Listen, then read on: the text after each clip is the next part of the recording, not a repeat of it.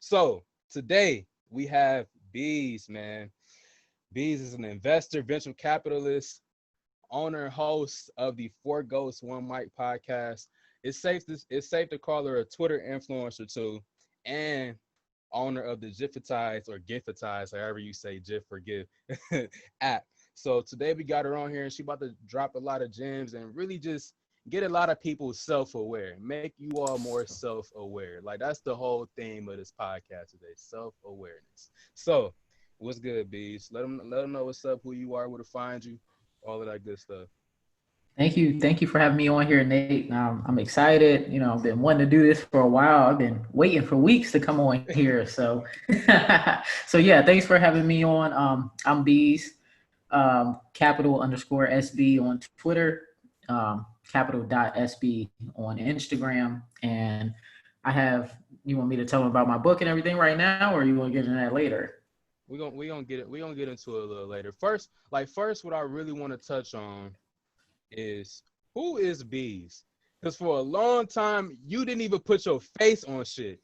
So like I was always wondering, like, just give us a background. Who is Bees? Like where you come from, like, your whole background of and what you do now and like how give your whole background story. Like who is Bees?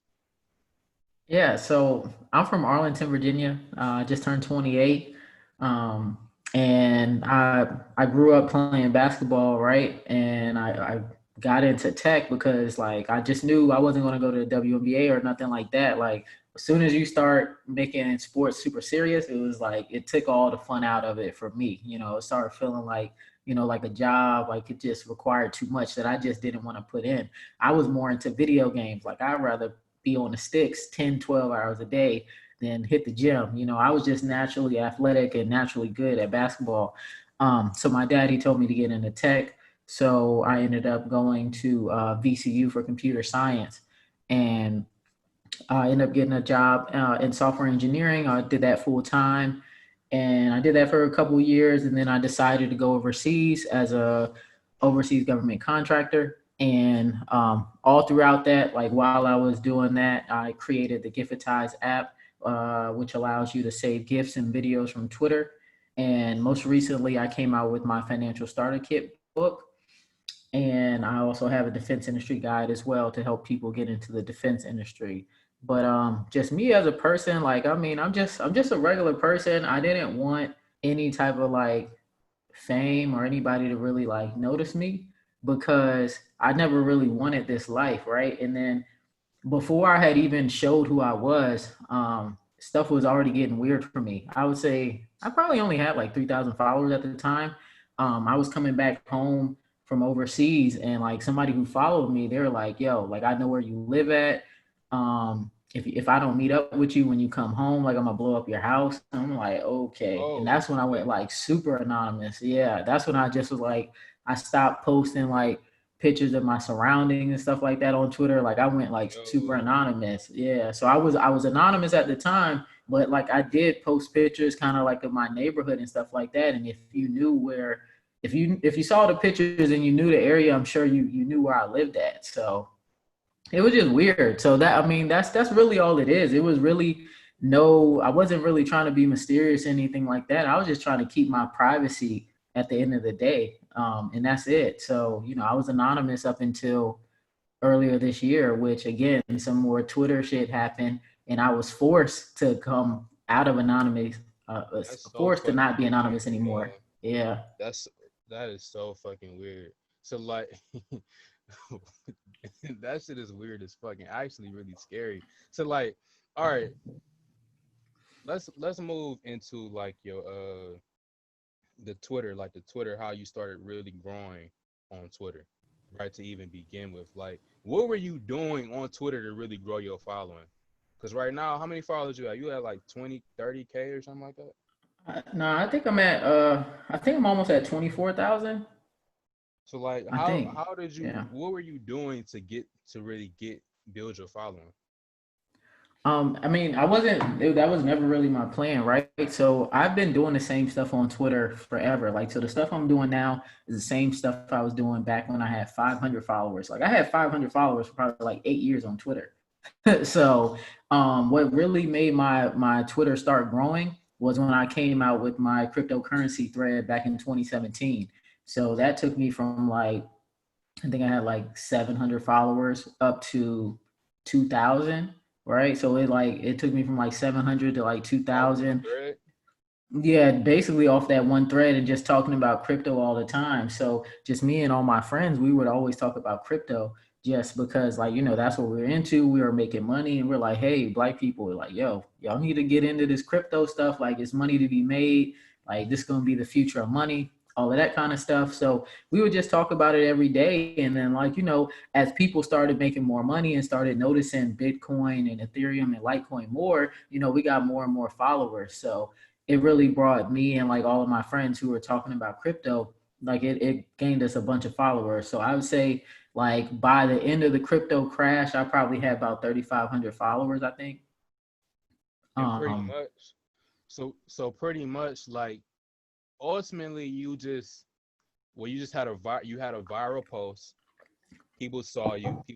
People started following you, and you just pretty much just literally just kept doing you. I mean, essentially, literally just kept doing you, and just people just kept catching on to the stuff that you was putting out. Right. Yeah. I mean, and that's just how you grow in general, right? It doesn't matter what platform you're on. If you continuously talk about whatever your niche is, like every day, you're going to gain followers. Like it doesn't matter what platform you're on, Instagram, you talk about a certain niche, like let's say it's bodybuilding or something like that, and you tag those hashtags every day, you put out good content, you go live and stuff like that, you'll grow on there too. Same thing with Twitter. You talk about the same topics every day, people who like those topics, they'll start to follow you. That's a fact. That's definitely a fact. Now, you pretty much just kind of got thrown into like the influencer space when it came to Twitter because you was literally just being your damn self. And that's like what I Yeah. really tell people a lot too from people who trying to build a personal brand. And like even for me, like people people know like 100% of my income comes from my personal brand. Like in the way that I've structured it, the way that I've structured everything is just I just built a community, ask them what the fuck they want, and then create a platform for them to go and get it. Like I don't make like brand deals. Like I don't have a million followers or anything like that. I just have my community and I just serve my community. And I mean they just keep growing and I serve them, they serve me. You know what I'm saying? So and I just say, and I just pretty much did what I did, literally from how you did what you did, like literally just being yourself, like literally just being yourself and talking about like what you want to talk about, and like I don't know, like it's so many. And another thing too, I'm sorry, I know that No, I you get the good. rambling on this motherfucker, but like for real, even like when it comes to people talking about like how to grow on Twitter, like just talking about Twitter specifically, like me, I put out a course, right? And people always come back to me on my course because in my course, all I talk about is genuinely, like literally just being yourself and just building genuine relationships with people. Like other people in like these marketing strategies and shit like that try to make everything so fucking complicated. I don't know if they do it to like make themselves sell more shit or like they're just overcomplicating the process. But like you literally just be your fucking self and just communicate with other people. Like just be a genuine person. You know what I'm saying? And just talk about like valuable shit. I don't know. Like it's just really that fucking simple. It's at least for Twitter. You know what I'm saying? No, It's just it's really that simple. Yeah, it's really that simple. I think the hardest part for people is being consistent. Like with facts. Twitter, like when you're really first growing on Twitter, like even me now, like you really got to be on Twitter like either all day every day or you need to be scheduling tweets like often, right? Facts. So I think that's what a lot of people struggle with. But yeah, like if you're just yourself and you just talk about whatever it is you're interested in or whatever space you're in, you'll naturally grow. Like, and that's really it. Like people to this day, they're still shocked. They're like, oh, like you respond to me, like you respond to my DM, like you respond to my mentions. Like people don't know. I respond to pretty much everybody. Except for like on the request side of my DMs, not really in there much because there's a lot of like spammy stuff. But like if I follow you back or whatever, like, or if you DM me and I've DM you back before, like you'll come in my main inbox. Like I DM back people, I text people, I have a text list. people text me all the time. And like at first people didn't know they could text me. And I'm like, nah, like you can really text me. Like it's me texting you back. This is not, it's not automated. Like like I haven't set up any automations on my text list at all. So it's like it's literally straight up just me. You're just talking to me. That's it. That's fucking dope. That's fucking dope. And that's similar to like stuff that I do. Like me, like my community is like private. And like every person that comes into my shit, like even before they even get access to my stuff, like we have like a one-on-one call. Like, and I literally, we just sit there, talk about, what they got going on, their business and stuff. Just literally just building genuine relationships with people. Like Right. that's the whole game. Like that's where the money is. The money is in the relationships with people and just being a genuine person. Like, and especially in times right now where every fucking thing is automated. Like Right. everything Everything. everything is automated, everything is like structured and like systematic, you know what I'm saying? So like Yeah. just being a genuine ass person today is like the advantage over like just a lot of shit, yo. Like I don't know, that's just the way that I approach everything. You pretty much just a proof of like what the fuck I be talking about. So like you know so when your following start, when did you first start monetizing your following though? Well, I mean, I would say I started monetizing. Well, I mean, Giftitize wasn't really like monetizing the following. I would say the first time I monetized my following was the financial starter kit, right? Because when I came out with Giftitize, I still didn't have any followers. Like I was still around like 1,000 followers when I Not first about the came follower out with count. that. When is Yeah, your followers start monetize paying? it. Like when did they start Yeah, paying? financial starter kit. So that was literally January of this year. Not even the January defense. this You year. didn't charge for the defense shit. I did, but that came out after. I didn't come out with my defense industry guide till about June. Oh wow. Yeah, I haven't been charged. Like that's what people don't understand. I've been doing this for free, literally my entire time on Twitter. Like people would DM me. I would basically give them like free consultation stuff. Oh wait, actually no. So people started paying for consultations last year. I'm tripping. So people started paying for consultations March of last year, March 2019. But like the first time I actually came out with like some actual content that people paid for was the financial starter kit. That was January 12th, 2020. And I've sold over 4,000 copies. And how now when you first put that out, how much did you sell on the first day? Or let's just say the first couple of days. Well, the first day, I think it was something like I think I sold almost 300 on the first day, and I think it was a couple days later. I'm not sure if you're familiar with Hey Fran Hey Francesca. Are you familiar with her? I'm not hip. She's a she's a host on the Friend Zone podcast. Well, basically, like she's been following me for a while. She's been friends with me since back in 2017 with crypto. So she ended up putting my book in like their podcast. It was the Black Business of the Month. So she put it in there, and like that really kicked it off. Like I ended up getting just from her talking about it on their podcast. They have one of the top ones. Shoot, I'm pretty sure just off of her just shouting out my book there, I probably sold at least another like 500 copies just off of her. It's people still to this day talking about some, yeah, I found you because of Fran when she talked about you back in January. People coming to me now saying like, yeah, I followed you back then, and I'm so glad I followed you. So like, yeah, shit like that. That podcast is huge. So it's a big deal. Sheesh. Yeah. See, now what I like about this is that what I like about your story as far as how you went about monetizing your following is that you built a community first and then monetize next. And I don't know if that was by plan or just it just organically happened that way, but like that's what I like about which pretty much how you going about doing everything. Everything just feels like extremely organic. You know what I'm saying? It just feels extremely organic, and you really built a community first before you started selling some shit. And that's one place where a lot of people fuck up at. Is like especially people who trying to sell with their personal brand. Like they don't have any type of community.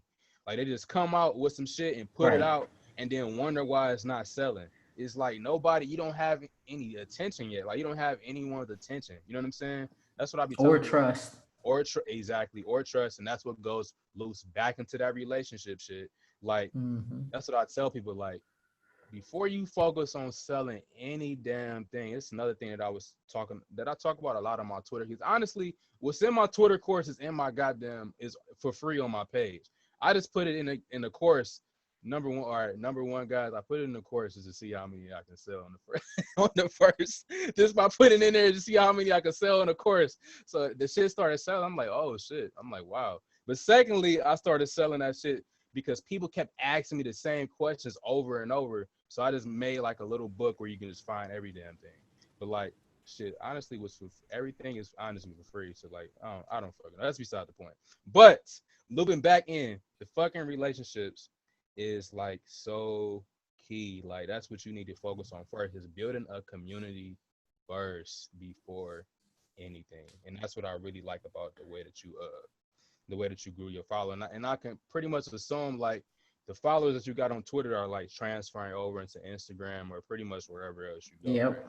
Yeah, And yeah. that's Now they're just flowing over. Like they're just flowing over. People are finding me on Instagram. And like I just now, I really just drop like hints. Like I'll post a picture from my Instagram on Twitter and I'll just put my like Instagram @ in it and I'll get followers just from like doing that. Like I hardly say like, yeah, go follow me on Instagram. Like I rarely say it. I'll just drop a picture. fans. Like you have Mm-hmm. genuine people that love you. Like Yeah, I fuck with everybody. Like they fuck with me hard and just like you said, like it's all organic. Like I don't plan anything. Like nothing's planned. I don't plan any emails. I don't schedule any tweets. Like if I schedule tweets it's because I'm busy at work. Like, but it's rare. Like I don't schedule anything. I don't plan anything.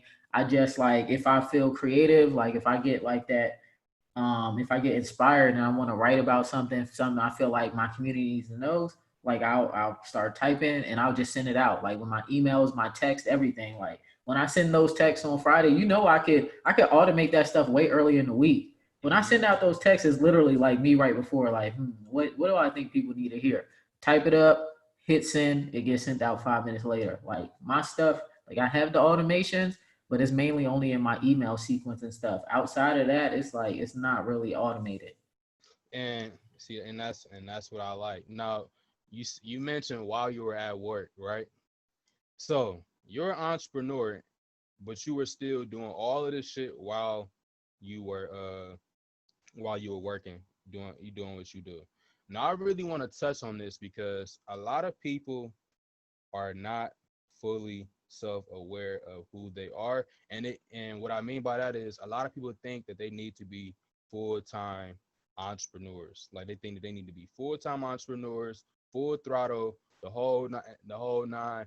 Like, and I feel like it comes a lot from all of these like gurus or like people online that's like giving that lifestyle or whatever, you know what I'm saying? And it just like Yeah, kind of like tricks people into thinking that's the only way to really like go about gaining wealth. it's a lie. It's a lie. All of that shit is all bullshit. It's all a lie. Like, you can work a job, you can work a 9 to 5 and still be an entrepreneur. Like, but the main key is finding a 9 to 5 that works with whatever schedule that you're trying to have. Like with me right now, like I'm working from home all this week. Like that's great. That's perfect for me, right? Um, and like we don't have to work like too many hours. Like we go in and once we're done with our work we can go home and work the rest of the day from home, stuff like that. So it's just really just figuring out what kind of 9 to 5 works with what you want to do, what type of work-life balance you want to have.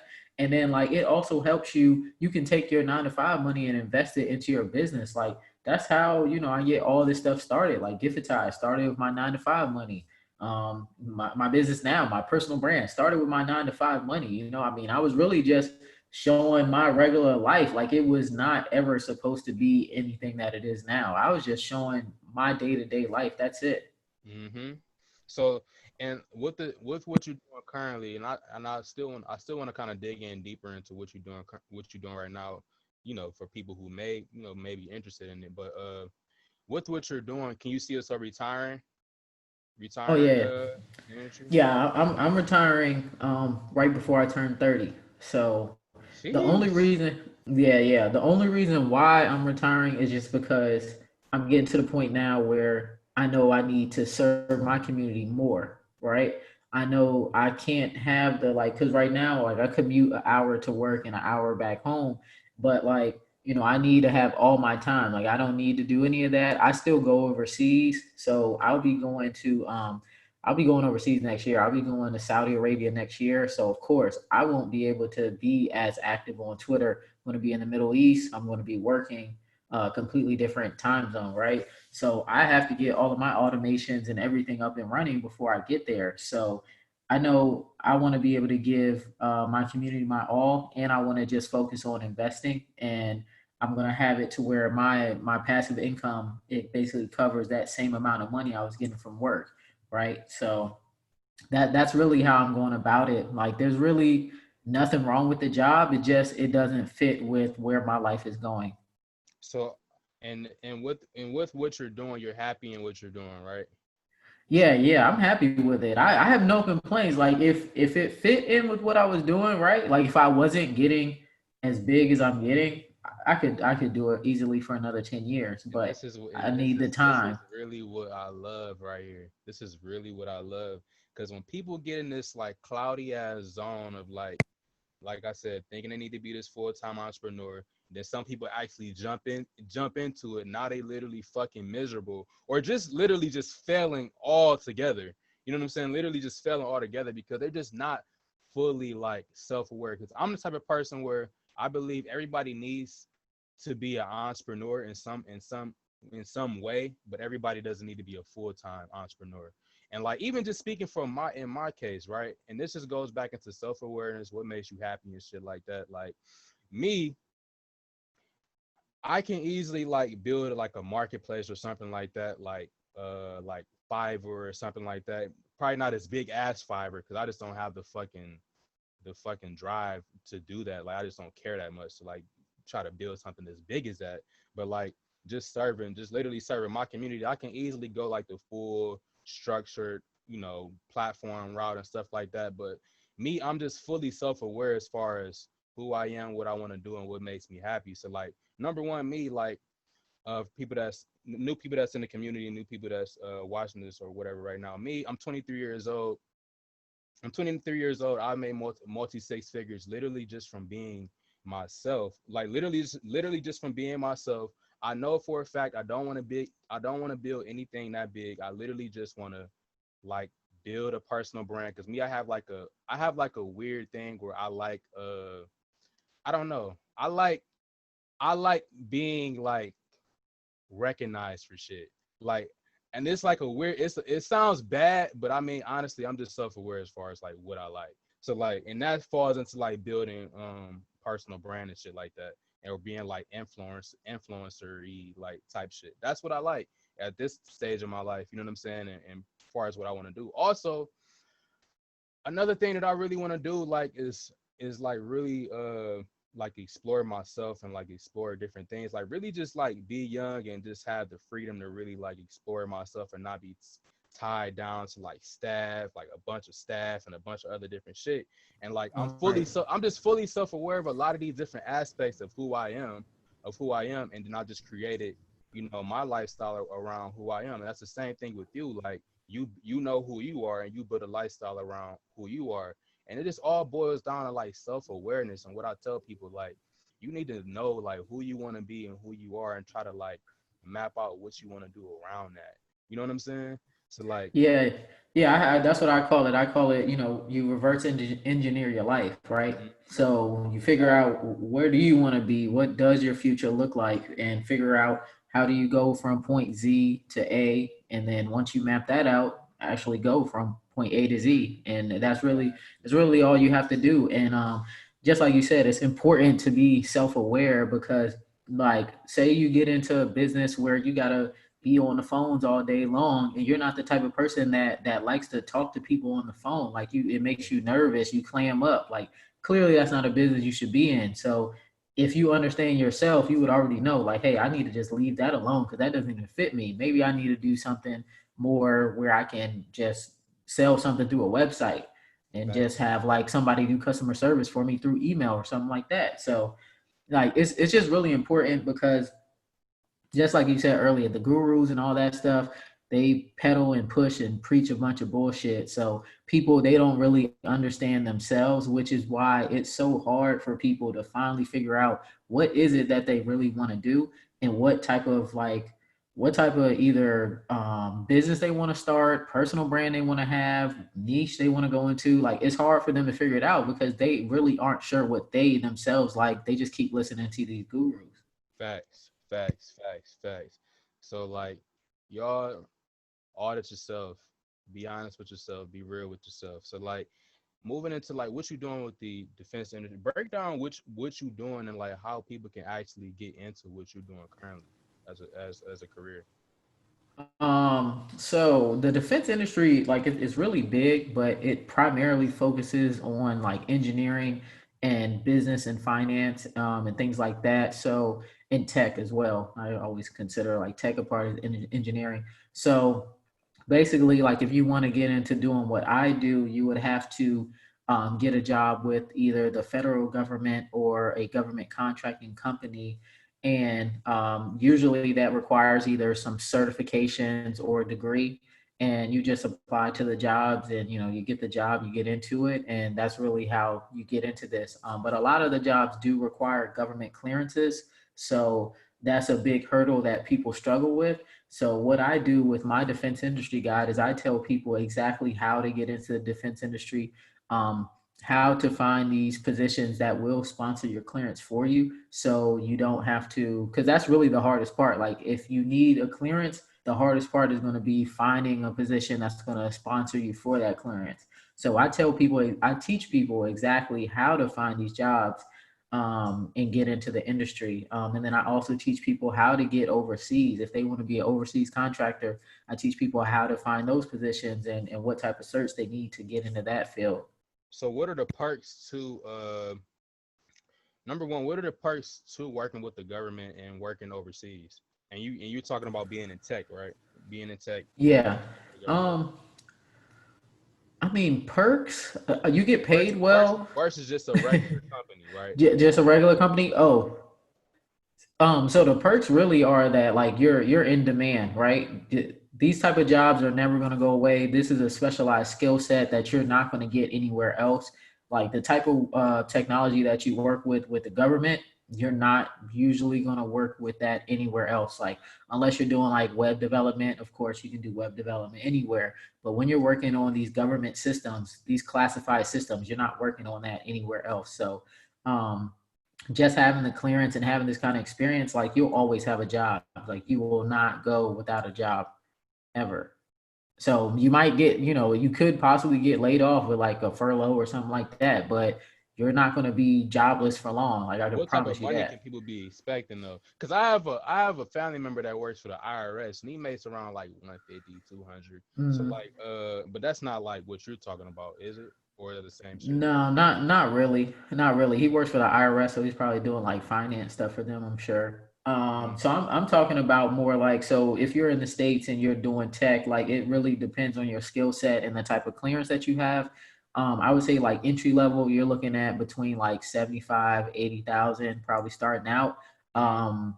Mid level, like maybe like hitting 3 to 5 years in your career, you should be somewhere around like between 120, 150.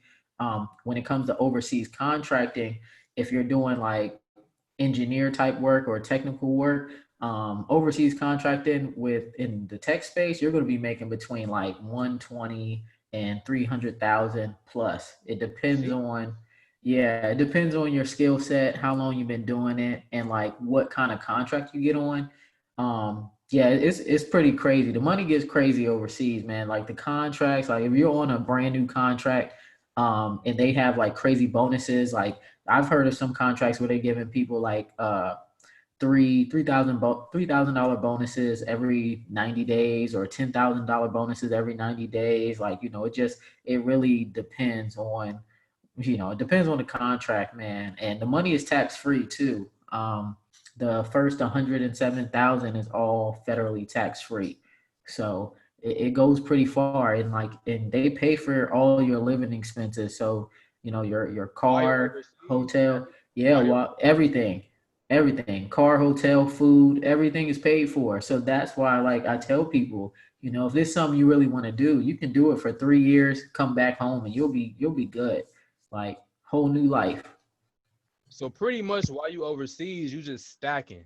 Ultimately, I mean, you literally just stacking. Everything is like, You stacking. Yeah, like I stacked like 90% of my money. Like I invested most of it. You know, I paid down debt, stacked it up. First year I was over there, you know, I was wilding out. I was going through a lot of stuff personally. But yeah, I mean, I still was able to save a lot of money and invest money. That's when I got into Bitcoin my first year overseas. So like I shit. started out in crypto. I started out with like 20,000. First I threw in a couple thousand, then like overall my initial investment total was like 20,000. So yeah, I mean, you know, you're living for free. So you making all this money tax Now free, you're how living for is free. now how is it safety wise for people? Because I'm pretty sure people ask a lot of questions about that. Like, am I gonna be safe going overseas? And a lot of Americans too, like they're scared to travel overseas. You know what I'm saying? Like most people haven't even left the damn country really. But like, Right. how is it like safety wise there? So it depends where you're going. Like, so if you're going to like Afghanistan or Iraq, of course, not that God safe. damn. Who the fuck is volunteering to go to Afghanistan?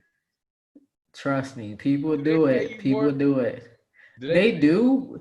They do, but it's not as good as it used to be. Like back in the day, that's how I got into government contracting. Like that's how, I mean, overseas government contracting. I knew I always wanted to go overseas because like back in the day, like maybe between 2004, 2005, right? I would see people, because I'm from the DC area, right? So I would see people come back from Afghanistan, right? They buy a big ass house all cash and they buy a BMW all cash. And this would be like black men. So I'm like, yo, what are they doing? And like my mom would tell me, like, yeah, they went overseas to Afghanistan, they worked for the government and stuff like that. I'm like, oh, okay, that's what I'm So gonna do when I get older. you gotta be all in and go to volunteer to go to Afghanistan. I remember one Yeah. day I was about to go to Romania. I was about to go to Romania before Mhm. this coronavirus shit happened. And I was just like looking at like the travel warnings and shit like that on the government website. And I'm like, I just wondered, I'm like, yo, I'm about to just type in Iraq or like Afghanistan and see what pops up. I typed that shit in. It literally tells you to write your will before you go there. I swear to God, on everything I love, it literally say write your will. It say that shit said write your will before you go, yo. I'm like, oh Look. hell nah. So like, okay, but that's So yeah, so this is the thing. So a lot of people who are doing like overseas government contracting are prior military. So it's like nothing to them, right? So they're prior military. They already done military tours overseas to Afghanistan, Iraq, stuff like that. So they're just like, okay, well, at least now I'm getting paid big money. Like me personally, I never wanted to go to Afghanistan. So I I don't tried my blame you. hardest to not go. I don't Yeah, blame yeah. So you. yeah, I never went to Afghanistan ever. So I went to Japan and I went to Taiwan. Japan So seems sweet. Japan definitely seems. Japan was lit. Yeah. It definitely seems. I know a couple people who traveled there, yo. So that's dope. And you said you got a whole guide that pretty much breaks down how people can, jump into doing this type stuff. Well, when it comes to tech, though, let's talk about tech because a lot of people think. Well, would you say a person dealing in tech would have certain traits that make them like, you know, how can I phrase this question? Would you say that tech is for everybody? Let's put it like I that. say that tech is for everybody. Everybody can get in tech because there are technical roles and there are non-technical roles. So like on my podcast, we just had a guest on last week and she works non-technical roles. And so basically she just deals with like making sure that the systems are operating efficiently, that the users are able to use the system efficiently and effectively. So she deals with ServiceNow and ITIL, and she doesn't do any technical work. So she's working two remote jobs right now, making $225,000 a year, and she's only been in tech for 2 years now. Like tech is for everybody. She's not doing anything technical at all. So she went from making 50,000 as a paralegal for the federal government to now making And what $225,000 does she do working again? two Say it jobs. again. She so one of her positions, she's a business analyst, and then her other position, I believe she's a ServiceNow administrator, system administrator. Now, are these certs or is she having to like go to like college for 4 years and boom, boom. She got certs. She did. She does not have a technical degree at all. Wow. Now that I did not know. That's Yeah. that's that's pretty crazy. That's pretty Yeah, crazy. yeah. People aren't aware. Like you don't have to get a degree. Like say, like a lot of people they want to get in and be a software engineer, right? Even to be a software engineer at this point, like me, I went and got a degree. But nowadays you can just go to a boot camp, like code a lot, learn how to really program, become a good programmer, good coder, and just apply to these jobs and you can get a job just like that. Like there are people that are out here, they're going to boot camps and they're getting jobs like 3 to 6 months later and they were never in tech. They never got a degree. So like you can do that, and then you can also get other kind of certifications and that aren't like programming related. You can get other type of skills, and you can get into tech that way as well. So there's many ways to get into tech, and like I said, I believe tech is for everybody because in the future everything's going to be tech Everything. related anyway. Mm-hmm. So if Mm-hmm. if you don't think tech's for you, you might want to just start like look on YouTube, start learning a little bit about it because eventually you're going to be doing something tech related, Yeah, something. that's gonna be all in our school system as well too. Like, yeah, Yeah, kids gonna be learning how to fucking code probably in like elementary school and shit like that, like basics of coding and shit like that in elementary probably. school. They Yeah. they probably will. I mean, if we want to keep up with the rest of the world, that's where we need to head to. They need to be learning the basics of coding, the basics of a computer, software, all of that kind of stuff, just so we are able to keep up with the rest of the world, because that's what the rest of the world is doing. So this, yeah, definitely this defense industry guide is definitely something that people should look into, especially for those people who are not listening to this, who are listening to this, who are not fully self-aware, and just want to just dabble in something to see, if it is for you. You know what I'm saying? So if this sounds like something interesting to you, man, definitely go and check out this book for sure. And for those people, like I said, who are not self-aware, you know who you are. Check it out and see if it's for you. Now, you said you said that while you were overseas, you were like pretty much stacking money to invest or actively investing while you were Yeah. overseas. So break down what were you doing Yeah. So when outside I, of like I Bitcoin? said, first started out with Bitcoin, right? And then after that, I just started like just paying off debt and I started saving up money to invest in like I don't know if you know his name, but I invested in Hugo and he Oh he yeah, does, the Bitcoin Hugo. having all like those Yeah. anime characters and shit. Yeah, Yeah, yeah. Yeah, so I made a big investment with Hugo, and he grows for dispensaries, right? So he's a grower, and so he grows and he consults for dispensaries who are looking to like start their own grow warehouses and stuff like that. So I invested in him, and that was probably like that was my biggest investment and one of my best ones to date. Like the money I get back from him every month, like it covers all my expenses and everything. So it works out great. After that, I did a trucking investment, which did not work out for me. Like me knowing myself now, and that's why, just like you said, self awareness. At the time, I didn't really understand fully what I was getting into. And after getting into the business, I was just like, this definitely like I shouldn't have got into it in the first place, but you bought and like a it didn't semi. work out. I didn't buy a semi. I ended up getting a dually truck. You know what I'm Mm-hmm. talking about? Like a Ford F-350. So Oh I yeah, got yeah. one of those. Yeah, I got one of those with like a 40-foot flatbed. Um, so I did that. And I was in business for a year, but like COVID completely like wiped me out. My driver, he quit. That was my second driver. Um, I didn't really want to go through with trying to find another driver. My insurance was coming up. Like I was about to have to pay I was about to have to pay like 27,000 for my second year of insurance. And I was just like, you know what? I think this is a good time for me to just walk away. And my book was going great. So I was like, let me just walk away from this and just focus on like my book and my personal brand. So that investment didn't go well. Um, but yeah, like I mean, with the rest of that money, I really just like I stacked it up. Like I saved up a lot of money, invested a lot of it into trucking, and I put a lot of it away into my 401k and stuff like that as well. Uh, Definitely could have been much more efficient with my money in investing, but you live and you learn, and that's why like this next rotation when I go out to Saudi, like I already know what I'm doing. I'm gonna end up throwing 100,000 into real estate just so I can retire before Jeez. 30. Yeah. So what are some investment strategies or debt or debt strategies for people that that people should be trying to like get into? And this kind of digs into like your your other book as far as the finance, the financials and stuff like that.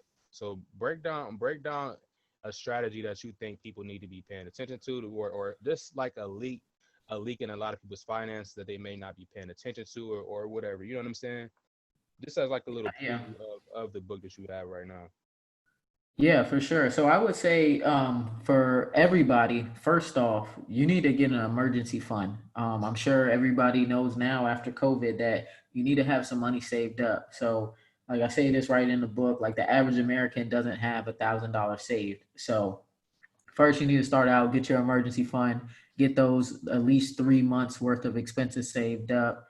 Um, then from there, I suggest people start looking at, like, if you're working a 9 to 5 right now, investing into your 401k up to the match, and that basically means like most companies, like, they offer a 3% match, right? So you put in 3% of your salary, they match that 3%, right? So let's just say for every $100 you put in, they're going to put in 100. So that's like 100%, like 100% rate of return, effective rate of return, like right there, just because they're doubling your money basically, right? So um, I think that people definitely need to take advantage of those 401ks. Like, don't listen to these gurus out here that just tell you, hey, 401ks, like, that's for losers, that's for suckers. It isn't true. You can tap into your 401k by taking 401k loans, which is something that I did, just because I believe that, like, I know what my goal is. My goal is to invest my money into real estate to replace my 9 to 5 income. So I took a loan for my 9 to 5 that I'm going to be investing in Cleveland. It's funny, I see your shirt. I'll be investing that money into Cleveland real estate. So I think that's something that people need to really start taking advantage of, is that 401k match. And then outside of that, I would say definitely learn like the stock market. I tell people to invest in the fractional shares, right? So some of these big tech companies that we know are going to continue to grow, right? But do you think their shares are too expensive? Like, let's say Amazon, right? They're over $3,000 a share. You can use this platform called M1 Finance, and you can invest into fractional shares, right? So these fractional shares mean this. So one share of Amazon is $3,000. Let's say you only have $100 to put in. You put in your $100 worth into the Amazon share, that will give you 0.03 shares worth of Amazon. Pretty sure I'm doing the math correctly in my head. So that'll give you like 0.03 shares, right? But the thing about it is, like, you don't really even need to pay attention to the share amount. You just want to pay attention to how much is Amazon going up percentage wise, right? So if Amazon goes up 20%, even though you only have 0.03 worth of a share, your $100 is now going to be worth $120 because it went up 20%, right? So fractional shares are important because it allows everybody to invest, no matter how much or how little money they have. You're able to get in and take advantage of these stock market gains that, like, have really been out of reach for a lot of people. So here's one question that I have though, and this is one reason why I haven't personally gotten the stocks. Well, one reason I haven't gotten the stocks, number one, is because I'm like a firm believer of like, don't chase multiple sources of income unless you fully develop one source. So like that's my strategy. Some people disagree with me, but I'm the type of person where I'm gonna focus on this lane, master this lane, and move into another lane. So like Mm-hmm. that's a whole nother conversation in itself. But another reason why I have not gotten to stocks is because I was trying to figure out, like, do I need big money to see a return that's worth my while? You know what I'm saying? Like, I don't want to see a return that's like $1. You know what I'm saying?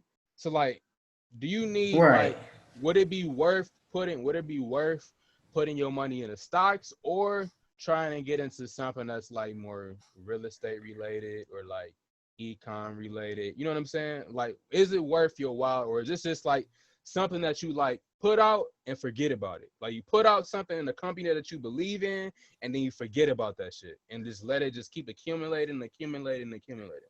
So like, what's Personally, I think that most people need to just put money in. Like, so I tell people like invest every time you get paid, right? So, but you're an entrepreneur, so like for you, it would probably be better for you to invest like maybe once a month or every week or however often you want to do it, right? So I say that like it's better to like dollar cost average in. So like the way that the stock market works, right, it's going to continue to go up over time. So you're going to get compounded interest from the money that your shares are making, right? So like you don't even have to put in a whole bunch of money, right, to get a good return with stocks. It's going to be over the long term view, right? But it's not going to be like, oh, you need to put in 100,000 right now. It's just going to be like small money. So like say if you put in $200 into the stock market every 2 weeks for the next 10 years, right? That's nothing, right? It's not a lot of money. By the end of those 10 years, that $200 every 2 weeks, hold on, let me see. So that's $4,800 a year, right? So if you did that for 10 years and you just were just saving that money flat out, you'd have $48,000 after 10 years. But if you put that money into the market, I believe you'd have somewhere near probably like $120,000, right?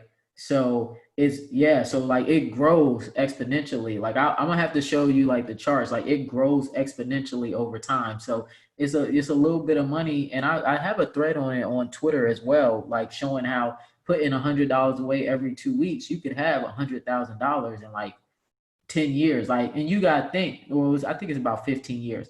You have to think how many people go 10, 15, 20 years and don't even have $1,000 saved. So it's like I look at it as this, like it goes towards your net worth at the end of the day. Like let's say you were doing this, you have a business, you can get you what they call a SEP IRA, and that's hit to the IRAs? so you can have you a SEP IRA, right? You can put that money into your IRA, um, and I believe you can put in up to I think 48 or 52,000 a year or something like that. But you can put that money into your IRA, take that money out at any time, and invest it into real estate, invest it into your business, whatever you want to do with it, and that money still grows. So at the end of the day, like that money is going to be there for you to be able to tap into whenever you want it, right? So it's not like it's locked away forever.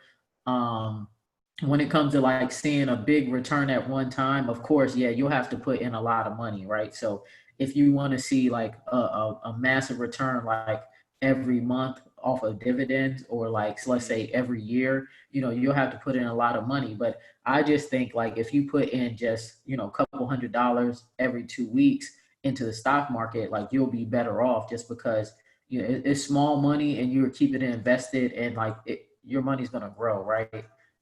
So So would you there's many consider ways to look at would you it. consider would you consider overall a long term play or a short term play? Long term for sure. Like I think everybody, if you look at the stock market as just like a long term play, it'll all work out. Like I said, I'm gonna have to like I have these charts in my book as well for people to see. Like I put in my book how to retire with $1 million, and it doesn't take much. So let's Hmm. move like a more short term play for people who Yep. have a 9 to 5, or people, you know what I'm saying, or whatever.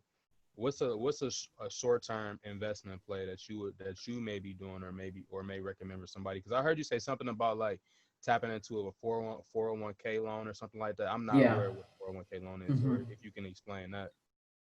Oh yeah, well, so the 401k loans is just basically they allow you to take a loan out against your 401k, right? So if you have that, you can, let's say you have 20,000 in your 401k, they'll allow you to take $10,000 out, and then you can pay that back over 5 years. So that's how you can tap into that money. But like a short term flip, like honestly, I'm not gonna lie to you. Like I don't really play like short term flip games or I anything mean, like that. I chase the like way that you're talking I'm after about cash flow.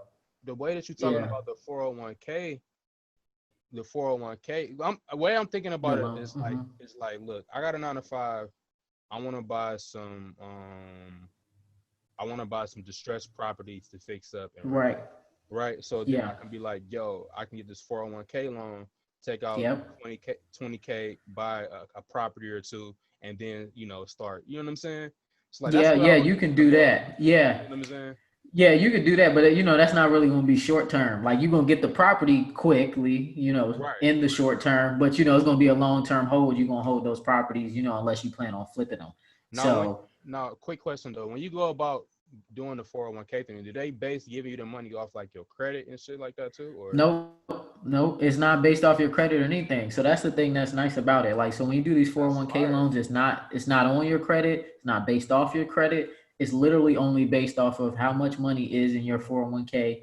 The max that you can take out, I believe, is like 50,000, right? The max is 50,000, but I believe you can only take out there's a certain percentage of however much is in your account, right? So if you have 20K, they're not going to let you take the whole 20. Like they'll only let you take a certain amount, but it'll be at least 50%, right?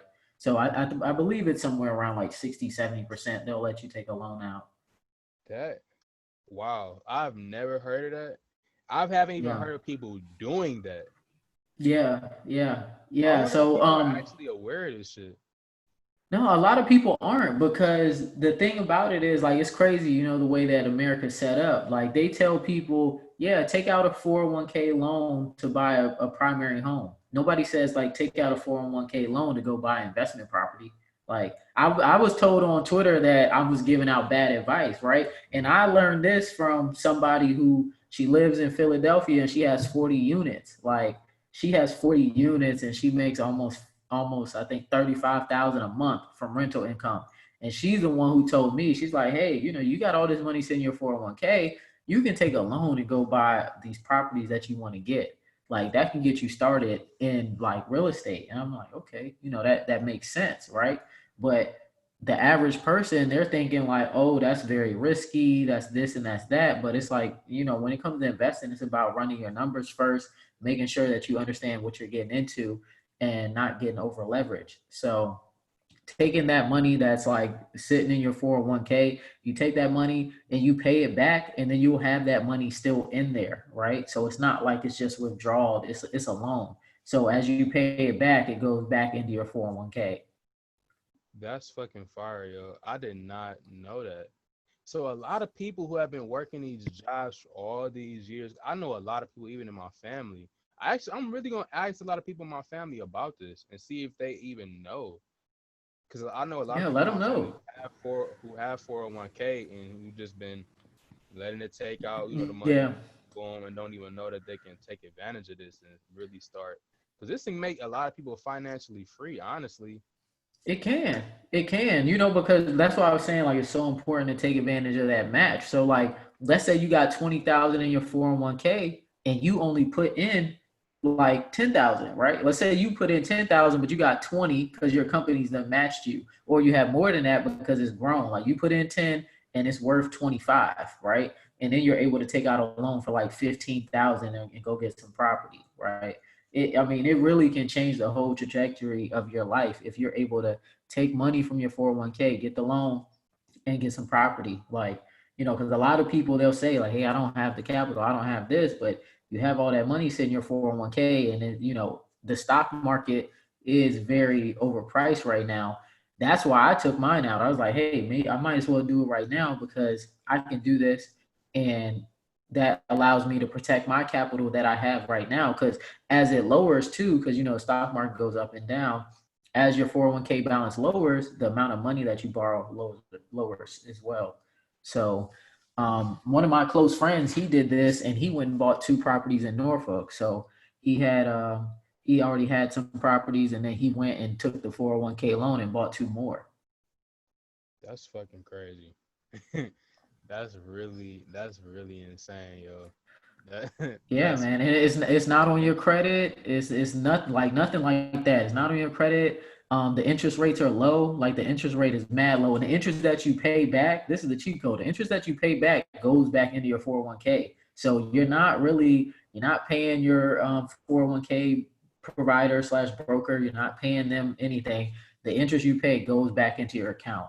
So and it's is this really something? nothing This to something lose. else that's inside? Is this something else that's inside your book, or even something like similar, to this inside Um, your financial starter kit? So I talked about the 401ks. Yeah, I talked about the 401ks, and I think I talked about the 401ks loan some. I just, when you start talking about this kind of stuff, it becomes, I don't want to be giving too much investment advice, right? So Right, right, right. that's really what I was talking about there. But yeah, I mainly talked about teaching people how to get loans, what the 401k is, and stuff of that nature. So it's more of a entry level book. If you feel like you don't know a lot of financial terms, or if you feel like you aren't where you want to be with your money, this is definitely a book you can get, and it puts you exactly where you need to be at.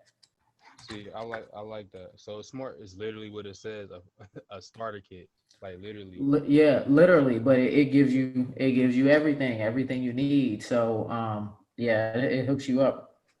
That's legit, yo. That's legit. Now another investment that you made was the Giftize app, and I actually seen a couple like media outlets pick up on this shit too. So everybody knows I always talk a lot about social media and stuff like that. So this app that she has, I use this shit like every damn day, like literally every day. So and all you literally can. Everybody knows you can't really save just gifts and video, or however you say GIF, videos and stuff like that on Twitter. So literally, her app is literally like a two-click thing. You see a video or a GIF or GIF that you like, and then you click the button, and it saves and downloads right to your fucking phone. So like, Hmm. and it's called Gifitize or Gifitize for however you pronounce it. Yeah, however How you did you like to go? pronounce it. How did you go about? How did you go about? Did you develop this yourself? Let's just put it right there. Did you develop No, this yourself? no, I Okay, did not. so how did this whole thing come about? Now I'm interested. Yeah, so basically, we all on Twitter all day, every day. Back then, I feel like gifts, people use gifts much more back in like 2015, 2016, but it was still like the same issue. Like, man, I can't save any gifts. Back then people weren't really doing like the video reaction and stuff like that. Um, but it was just like, I can't save any gifts. I asked a couple people. I asked Quan. I don't know if you're familiar with Quan, but I asked him, do you know how to do it? He's like, nah, I don't know. And this guy, he knows like everything on the internet. So I'm like, Mhm. excuse me. So I'm like, if Quan doesn't know how to do it, like, I guess it's not possible, right? So I was like, I might as well just come out with an app. It seems fairly simple. So I thought of the idea at the time. I had a business partner, so we kind of like we did the wireframe and everything, drew it up. We found a developer on Upworks, and the developer, he knocked it out. He was done with it in about like 3 to 4 weeks, right? Like he knocked it out real quick. That very first version of Giftize, he finished it very quickly. How much did you pay to um get this developed? it honestly wasn't much. So we paid, for me and my friend, like for the LLC and all that stuff, everything included, we paid 1,200 each. So it You wasn't it paid wasn't too for bad. this whole app. It was $2,400. $2,400. Yep. Yep, 1,200 The each, fuck and out then of I here. eventually end up buying him out. So, yeah, like it, All right. Well, wait. it's not that expensive. Maintenance and all of that? Like, Yep, what about all of that stuff? Like, cause you got to keep the app running smoothly. Boom, boom, boom. right. So honestly, for the maintenance, like Giftize is nice. We really don't have to do much maintenance. So it's only like right now with iOS 14, the developer, he just updated the app. So going to be coming out with the iOS 14 version shortly. But outside of that, like unless Twitter changes something on the back end, there's really not much maintenance at all. So the maintenance is really like there's like no maintenance. And you All I paid need to do. $2,400 for this to get this app made. Yeah, yeah. But over the course of the past 4 years, probably paid him a total of $10,000 over the past 4 years. But that's all, That's like I that's haven't put any of my money back in. Like this is just all just money from the app, just reinvested. yeah. Cause I'm thinking, I don't know if I paid for this app. I pay like $1 for it or something. I don't Yeah, know. probably 3. You probably paid 3.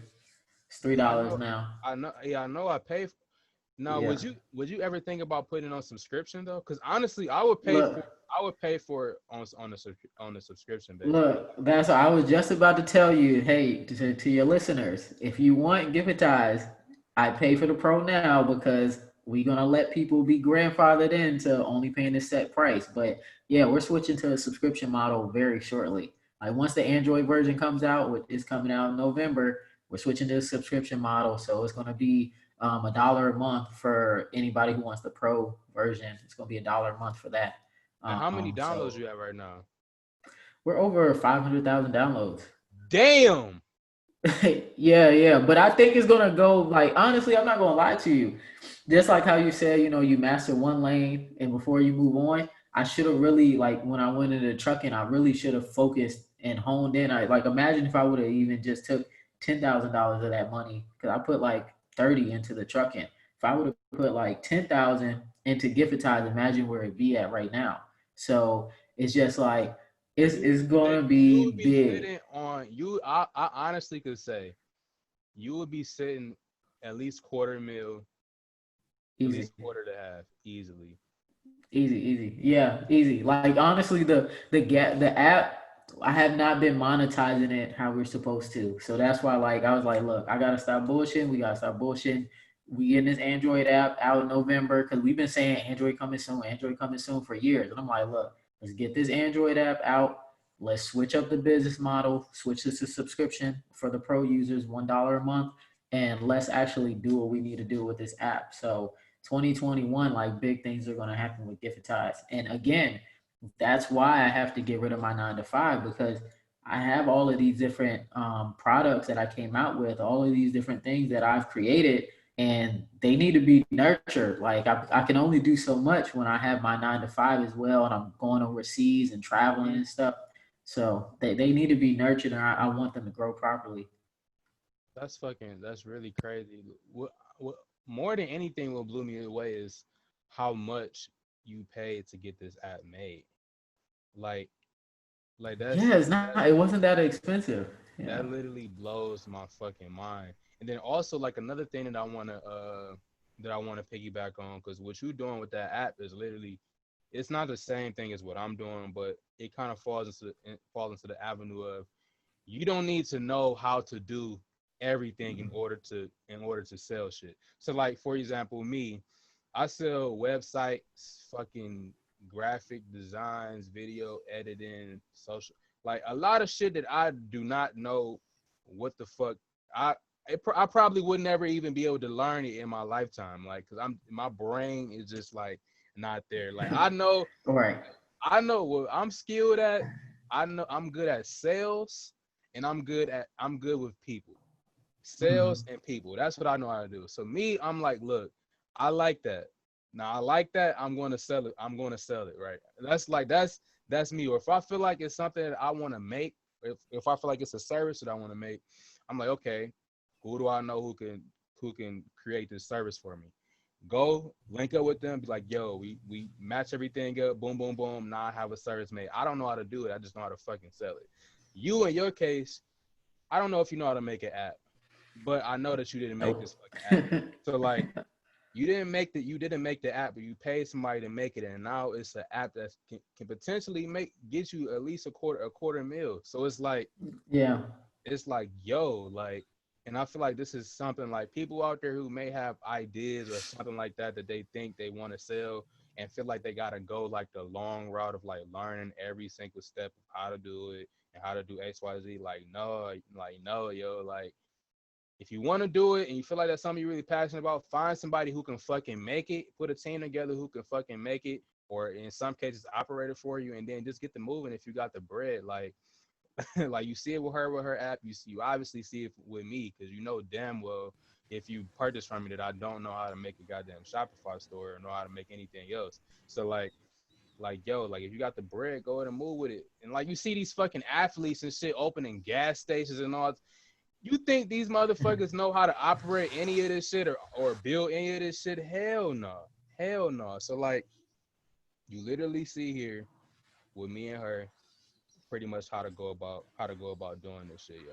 So now what's I asked everybody this question before we get to wrapping up everything. I asked everybody this question. Who in your following right now that you follow could you see yourself doing business with in the future? Um, that I'm not doing business with already. Yep.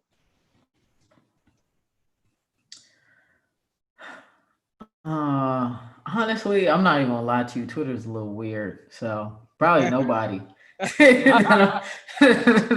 Like you just never know. Like it's just there's a lot of stuff. Like I can't say right now it would be anybody. Like because for me, I have to meet you in person first before I would even think about doing business with you at this point because of just how strange Twitter can be. So I mean, you did get a motherfucker saying that they was gonna come to your house and fucking destroy whatever the fuck they said. But right. nah, you do got a point. So what's next? What's next on your list? What's next for 2021? Uh, like I said, so everything I said before, just making sure that Gifitize is where it needs to be at. Android app, different business model. I want to get the financial starter kit into public schools, so hopefully into high schools and middle schools. Um, I also want for the defense industry guide, I also want to just like build out a community around that. So the same way you said you have a community, I just like tomorrow I'm going to be sending out the beta invite to my community for like the people in defense industry guide, which I'm going to also like spread that out to people for like who are just interested in what I do and just my community in general. So I'm going to have my own membership that I'll be starting. So that's what I'll be focusing on next year. But yeah, that's really mainly it. Like there's something else I have under my sleeve, but I don't want to talk about that yet. But that's coming. That's gonna come next year, and you'll see it. It's gonna be really big though. I'm excited for 2021 and the rest of this year. Bet.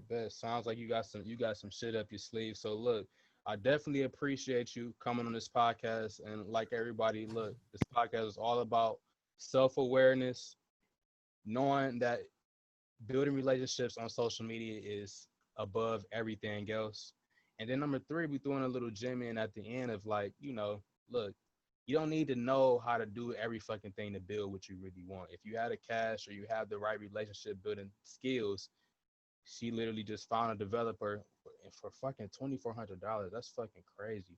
But literally for $2,400 built this app that has potential, like I said, to hit quarter to $500,000. And even with me, I'm a prime example of it too. So I hope y'all got like a lot of gems out of this podcast. So yo, Bees, let them know where they can find you on social media one more time and where they can find your books. Yep. So on Twitter, capital_SB, Instagram, capital.SB.